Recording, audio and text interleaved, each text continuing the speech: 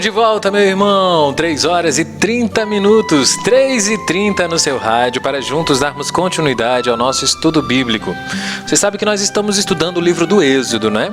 Eu não contei para vocês muito frequentemente, mas o livro do Êxodo tem 40 capítulos. Ele é mais curto do que o livro do Gênesis, né? O livro do Êxodo começa com a história da escravidão do povo e a história de Moisés, né? Porque José já tinha morrido, tinha uns 400 anos mais ou menos, e com José nós encerramos o livro do Gênesis. Entramos no Êxodo com a história de Moisés, aquela história belíssima que você já conhece, que ele foi colocado no cesto, no rio. Depois, Deus que falava com Moisés, não é? Ele encontra a presença de Deus na sarça ardente. Depois ele vai ao faraó, que é a terceira parte, e lá no faraó ele pede ao faraó a libertação do povo de Deus e anuncia as pragas do Egito, né? Você lembra aí como foram as pragas do Egito? O rio se transformando em sangue, uma infestação de rãs, uma infestação de gafanhotos, infestação de insetos, infestação de moscas, doenças de todos os tipos. E aquela sombra que cobriu o Egito de maneira que ninguém conseguia nem ver uns aos outros, não é?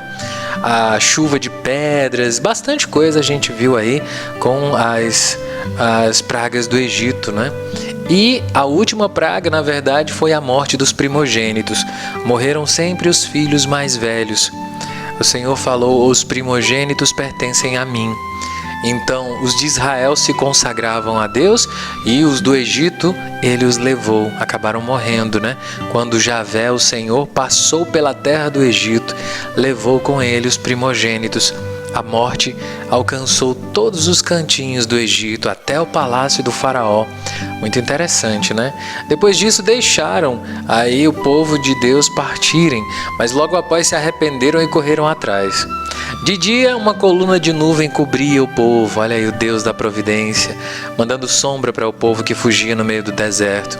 E de noite, uma coluna de fogo brilhava, não é?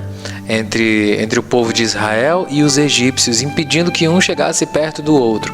Chegando na margem lá do Mar Vermelho, Moisés orou, mesmo o povo blasfemando, e o mar se abriu em dois e eles passaram a pé enxuto.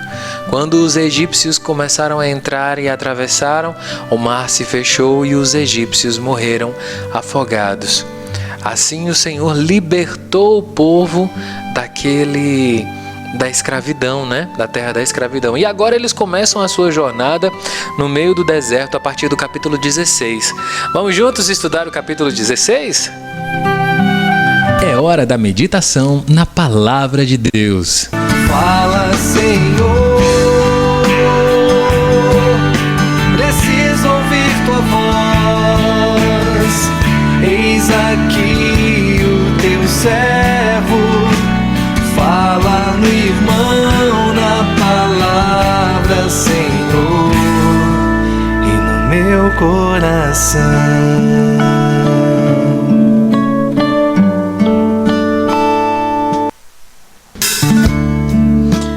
Toda a comunidade de Israel partiu de Elim e chegou ao deserto de Sim, entre Elim e o Sinai, no dia 15 do segundo mês, pois após a saída do Egito.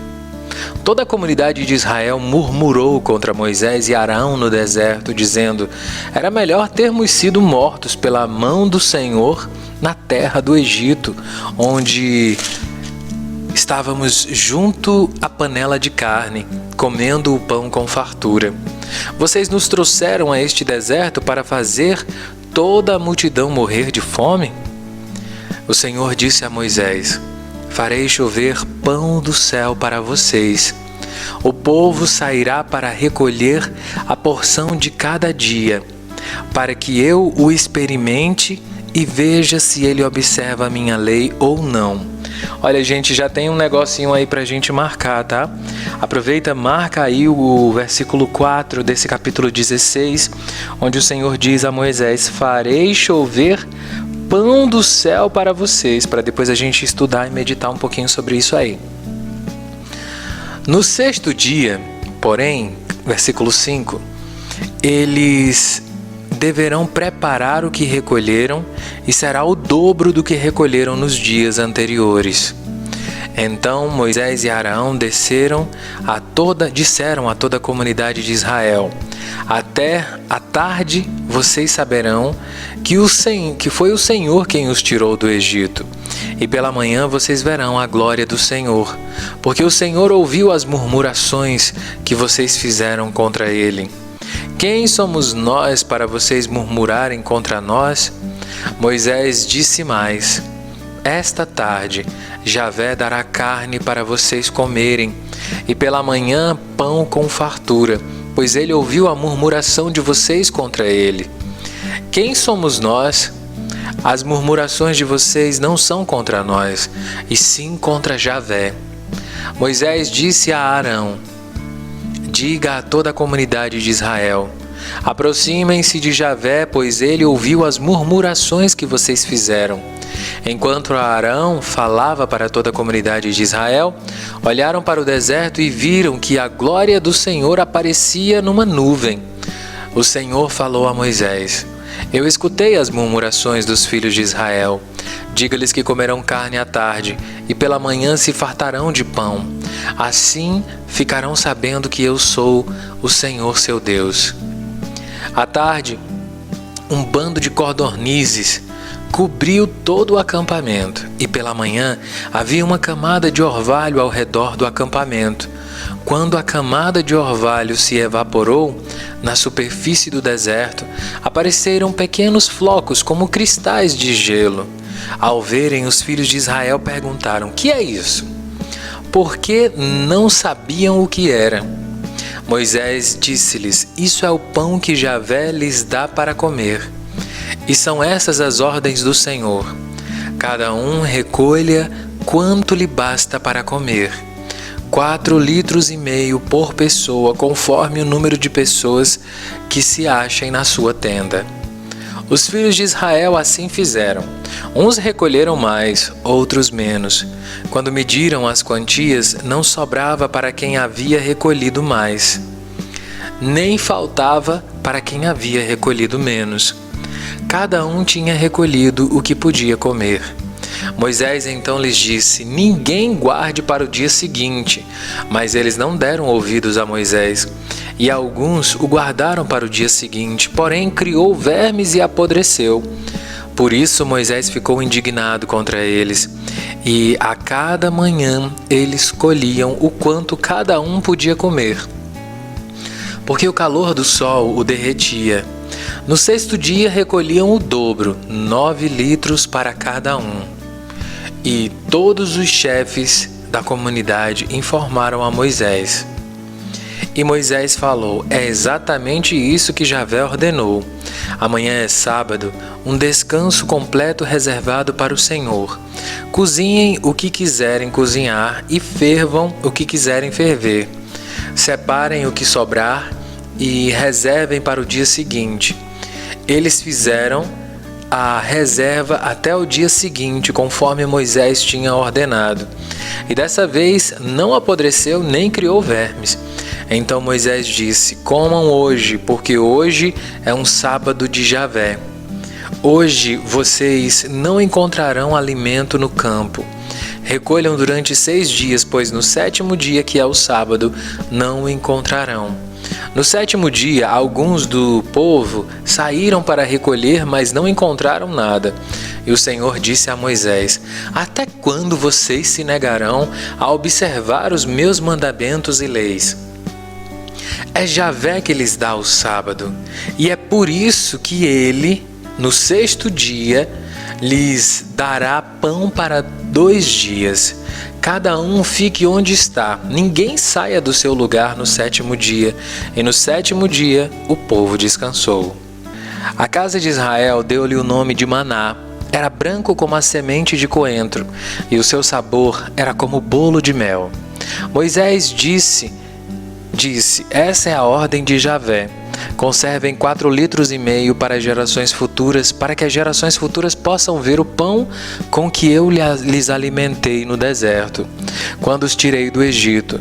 Moisés disse a Arão: Pegue uma vasilha, coloque nela 4,5 litros de maná e coloque-a diante do Senhor, a fim de conservar para as gerações futuras, conforme Javé tinha ordenado a Moisés. Arão o colocou diante do testemunho para que fosse conservado. Os filhos de Israel comeram o maná durante 40 anos, até chegarem à terra habitada. Comeram maná até chegarem à fronteira de Canaã. Capítulo 17. Toda a comunidade de Israel partiu do deserto de Sim para as etapas seguintes, conforme a ordem de Javé, e acamparam em Rafidim, onde o povo não encontrou água para beber. Então o povo discutiu com Moisés, dizendo: dê-nos água para beber. Moisés respondeu: por que vocês discutem comigo e colocam o Senhor à prova? Mas o povo tinha sede e murmurou contra Moisés, dizendo: por que você nos tirou do Egito? Foi para matar-nos de sede, a nós, a nossos filhos e a nossos animais? Então Moisés clamou ao Senhor, dizendo: o que vou fazer com esse povo?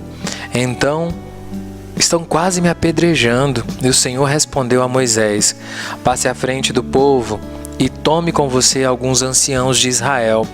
Leve com você a vara com que feriu o rio Nilo e caminhe. Eu vou esperar você junto à rocha de Horebe. Você baterá na rocha e dela sairá água para o povo beber. Moisés assim fez na presença dos anciãos de Israel e deu a esse lugar o nome de Massa e Meriba, por causa da discussão dos filhos de Deus e porque puseram o Senhor à prova, dizendo: o Senhor está no meio de nós ou não? Versículo 8. Os amalecitas foram e atacaram Israel em Rafidim. Então Moisés disse a Josué: escolha certo número de homens e saia amanhã para combater os amalecitas. Eu ficarei no alto da colina com a vara de Deus na mão. Josué fez o que Moisés havia dito e saiu para combater os amalecitas. Entretanto, Moisés e Arão e Hur subiram ao topo da colina. Enquanto Moisés ficava com as mãos levantadas, Israel vencia. Quando ele abaixava as mãos, Amaleque vencia. Ora, as mãos de Moisés já estavam pesadas. Então eles pegaram uma pedra e a colocaram aí, para que Moisés a sustentasse. Enquanto isso, Arão e Hur sustentavam os braços de Moisés, um em cada lado. Desse modo, as mãos de Moisés ficaram firmes até o pôr do sol. Josué derrotou Amaleque e a sua tropa ao fio da espada. Então o Senhor disse a Moisés: escreva isso num livro como memória e diga a Josué que eu vou apagar a memória de Amaleque debaixo do céu. Depois Moisés construiu um altar e lhe deu o nome de Javé, minha bandeira, dizendo: uma certa mão se levantou contra o trono de Javé. Haverá guerra de Javé contra Amaleque, de geração em geração. A gente para por aqui no 17, depois a gente continua no 18, tá? Mas antes, se você pode, gostaria que você marcasse aí esse versículo 8 que nós temos aí, não é? Os amalecitas foram e atacaram Israel em Rafidim. Para que você não pense assim: ora, mas no início da Bíblia, na história de Caim e de Abel, a gente não disse que era pecado matar o próximo, não é? Mesmo que ele fosse réu de morte. Então, se é pecado matar o próximo, por que houve uma guerra entre Israel e os amalecitas? Está explicado. Os amalecitas foram e atacaram Israel em Rafidim. Foram os amalecitas que atacaram. Eles estavam se defendendo. Então Moisés disse a Josué: escolha certo número de homens e saia para combater os amalecitas. E Moisés ficou lá no alto, intercedendo. Veja aí no versículo 11. Olha que legal esse versículo 11, viu, gente? Enquanto Moisés ficava com as mãos levantadas, Israel vencia. quando ele abaixava as mãos, Amaleque vencia. Sublinha, se você puder, aí esse versículo 11, se você está com a Bíblia. Se não está, não tem problema não, tá, gente? Mas se você tiver aí, sublinha para uma hora você procurar esse texto e você já encontrar com facilidade. Aí no Gênesis 17, versículo 11. O poder da intercessão, não é? Enquanto Moisés conseguia estar com as mãos levantadas, né, orando ao Senhor, eles venciam a batalha, mas quando ele cansava, eles perdiam a batalha. Foi aí que eles colocaram, né, Arão e Ur, sustentaram os braços de Moisés e puseram uma pedra para ele escorar os braços e continuar com os braços levantados intercedendo, porque eles percebiam que quando Moisés cansava de orar, eles perdiam a batalha. Isso vale para você também, meu irmão. Quando você se cansa de orar, não, estou cansado de rezar o texto da misericórdia todo dia, estou cansado de rezar o texto de Nossa Senhora todo dia, hoje eu quero uma coisa diferente. Quando a gente cansa de orar, a gente perde a batalha. Quando você se cansa de rezar, você perde a batalha na sua vida. Preste bem atenção nisso. Preste bem atenção nessa leitura, porque o Senhor está nos ensinando algo muito valioso nessa tarde. Quando vocês cansarem de rezar, nós perderemos a batalha. Deu para entender isso? Uma outra curiosidade aqui é que eles passaram 40 anos no deserto, você percebeu? Eles passaram 40 anos no deserto até chegarem à terra de Canaã, o que ainda não aconteceu, né? Mas durante todo esse tempo eles foram alimentados aí pelo maná. O maná é aquele pão que caía do céu, parecendo floquinhos de neve, sabe? Um pãozinho branco, um farelinho branco que caía do céu todos os dias no deserto. Aí é o chamado pão de cada dia. O pão de cada dia, você já viu isso? Que a gente reza no Pai Nosso? Dai-nos, Senhor, o nosso pão de cada dia.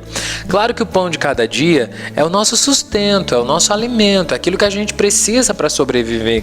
Mas também o pão de cada dia, gente, é uma prefiguração da hóstia consagrada. Esse é o pão verdadeiro que veio do céu e que nos alimenta.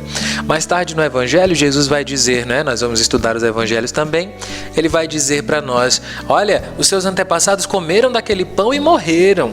Eis aqui o pão que eu vos dou, é o pão para a vida eterna. Quem come deste pão não haverá de morrer. Quem come deste pão não haverá de morrer. Esse pão, gente, é Jesus. Jesus está sempre presente em toda a Bíblia. Não só Deus Pai, não só o Espírito Santo, mas também Jesus. Ele aparece em diversas formas. Ali o Senhor derrama o maná, o pão do céu. Olha que bonito lá no versículo 4 do capítulo 16. Farei chover pão do céu para vocês, e o povo sairá para recolher a porção de cada dia. Tá aí o pão nosso de cada dia que Jesus falava lá no Pai Nosso, né? É uma correlação muito bonita, muito abrangente da hóstia. Aqui, tudo que a Bíblia diz no Antigo Testamento acabou se resumindo na história da vida de Jesus inteira. Jesus foi a confirmação e a prefiguração de tudo que aconteceu no Antigo Testamento. Tanto é verdade isso, que quando Jesus se transfigurou, você lembra da transfiguração de Jesus? Apareceram para ele Moisés e Elias. Então ele é aquele de quem Moisés falava. Ele é aquela coluna de fogo que guiava o povo no deserto. Ele é aquele pão que caía do céu e alimentava seu povo durante o deserto. Então, nas horas difíceis da sua vida, você também deve procurar alimentar-se da Eucaristia, que é o pão do céu. É o pão do céu. Ali ainda não era bem a hóstia, porque Jesus ainda não tinha sido sacrificado na cruz. Mas é aqui verdadeiramente um olhar sobre o futuro, sobre aquele pão que Jesus falava, não é? O pão que caiu do céu. Mas não é bacana um Deus providente que manda todos os dias o pão para o seu povo? Assim como Deus alimentou aquele povo no deserto, eu garanto para você que o Senhor não te deixará morrer de fome. Garanto para você, Deus vai enviar para você o pão de cada dia. Claro, pode não ser aquilo tudo que você espera comer, né? Que geralmente a gente é bem ambicioso. A gente não quer só o pão de cada dia, né? A gente quer um carro, a gente quer uma casa, a gente quer muita coisa. Mas o pão de cada dia, meu irmão, o Senhor vai prover na sua vida se você se alicerçar debaixo dele. Mesmo assim, o povo continuava murmurando. E esse povo somos nós. Ainda hoje nós murmuramos. Apesar do Senhor ter nos livrado da Covid-19, embora muita gente tenha morrido. Apesar do Senhor nos conservar com saúde, com o pão de cada dia, com um teto para morar. Apesar do Senhor ter nos abençoado com tantas coisas, nós ainda somos um povo que murmuramos. Nós às vezes preferimos ficar escravos como eles no Egito do que viver livres sob a bênção de Deus. É engraçado, não é isso? Às vezes a gente prefere viver como escravos, apanhando, sofrendo, do que viver livres no Senhor. Nós murmuramos e não entendemos as coisas de Deus muitas vezes na nossa vida. É por isso que é importante estudar a Bíblia, né? Para que lá na frente, quando Jesus citar essas situações, nós vamos lembrar e vamos entender sobre tudo isso. Farei chover pão do céu para vocês. Onde? Na missa, na tenda do Senhor, que é a igreja, na casa do Senhor. Será um pão de cada dia. Um pão suficiente para mantê-los nutridos. Pois é, alguns gananciosos chegam perto de Jesus e querem mais do que aquilo que precisam para sobreviver. Assim como naquele tempo, muita gente gananciosa acabava recolhendo mais pão do que precisava para comer, hoje muitas vezes tem gente que se aproxima de Jesus na igreja para pedir enriquecimento, mais do que aquilo que precisa. Isso às vezes acaba sendo até ofensa para com Deus, sabia? Ofensa sim, meu irmão. Não pedimos mais o pão de cada dia, mas pedimos muito mais do que aquilo que nós podemos carregar. Muitas pessoas vão lá pedir bênçãos para os seus negócios. Teologia da prosperidade, nós gostamos de chamar, não é? Encontramos essas teologias muito fáceis nas igrejas evangélicas, em algumas, não são todas, mas encontramos muito lá. Precisamos tomar cuidado com isso. Você viu aí que tudo se transformou em vermes, né? Os vermes chegaram e comeram, apodreceu todo aquele pão e os vermes comeram. Isso que vai acontecer com a nossa riqueza. A nossa riqueza diante de Deus é nada, é lixo. O Senhor está interessado mais nas coisas que tem na sua alma e no seu coração do que nas coisas que tem na sua casa. Sabia disso? Todo esse conforto que você luta para ter e às vezes para ostentar nas suas redes sociais, para Deus isso não é nada. Na verdade é podre como aquele pão que apodrecia e os vermes comiam. Porque você uma hora vai morrer e tudo isso aí vai ficar, gente. Vai ficar para trás. Então, busquemos o pão de cada dia, com humildade, somente aquilo que a gente precisa para sobreviver. E se esse pão nutria o povo no deserto, a Eucaristia nos nutre nos tempos difíceis. Se você não comunga, eu sempre gosto de dizer isso, você não vai ter muita força para caminhar nessa vida. A comunhão é uma das nossas armas. A comunhão do verdadeiro pão do céu, que é Jesus. E também a oração, né? Mantenha sempre as suas mãos levantadas, mantenha sempre as suas mãos erguidas em oração, porque do contrário, você não vai conseguir vencer as suas batalhas. Quando o inimigo atacar você, como atacou Israel, você não vai conseguir se defender se não estiver com as mãos levantadas, ou melhor, né, atualizando essa leitura com os joelhos dobrados diante da presença de Deus. Padre Léo gostava muito de dizer isso, e eu fui evangelizado também pelo Padre Léo, e ele dizia: olha, meu filho, cabeça fria, joelho quente. Cabeça fria, joelho quente. Agora, joelho frio, cabeça quente. Presta atenção. Joelho frio, cabeça quente. Se o seu joelho está frio, pode procurar que a sua cabeça vai estar quente. Mas se a sua cabeça está fria, é porque o seu joelho está quente. É porque você tem rezado muito. Amém? Amanhã a gente continua essa história. E ela passa rápido, viu, gente? A gente já está no capítulo 18 para a continuação da manhã. Daqui a pouco a gente encerra o livro do Êxodo. Quando você nem perceber, nós já chegaremos no Apocalipse. Pois é. Eu vou ficando por aqui com o programa de hoje, agradecendo muito a sua companhia, agradecendo seu carinho. Você que nos acompanha, você que é fiel aqui, muito obrigado pela sua companhia. Se você quiser rever essa reflexão de hoje e também as outras reflexões, está lá no nosso canal da Web Rádio Joac, lá no YouTube, tá bom? Quero agradecer também aos nossos sócios que colaboraram conosco durante esse mês. Tivemos aí 86 sócios colaborando este mês. Nunca chegamos aos 100 sócios, mas acho que esse mês foi um dos meses que nós chegamos mais perto. Então, obrigado você que é nosso sócio, que nos ajuda. Graças a você, nós conseguimos ajudar algumas famílias carentes com cesta básica. Fiz questão de comprar frango, leite e várias outras coisas, margarina, para colocar nessas cestas básicas bem caprichadas para os nossos irmãos. Claro que não são muitas cestas, mas pelo menos eu sei que aquelas famílias que receberam precisavam mesmo. E tudo isso graças a você. Então, você que não é sócio, torne-se sócio aqui da nossa rádio, gente.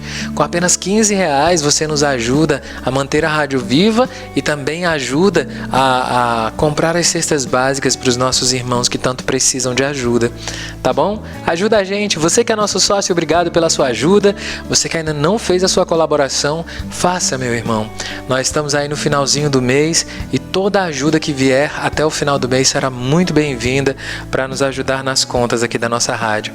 Gente, fica com Deus, um beijo no seu coração. A gente se vê logo mais às 6 horas com o texto de Nossa Senhora, se Deus permitir. Você fica agora com o especial de Padre Zezinho. Eu adoro esse especial de Padre Zezinho. Agora, se você não gostar, você me fala, porque aí a gente muda a programação e coloca alguma coisa mais versátil. Se você enjoar de ouvir sempre as mesmas músicas do Padre Zezinho, apesar de que as músicas são diferentes a cada dia, né? Mas se você não gostar, você me fala que a gente troca a programação com o maior carinho para você. Porque tudo isso aqui é para você. Tá bom? Um abraço, meu querido. Fica com Deus. Que Deus abençoe você. Tenha um ótimo fim de tarde.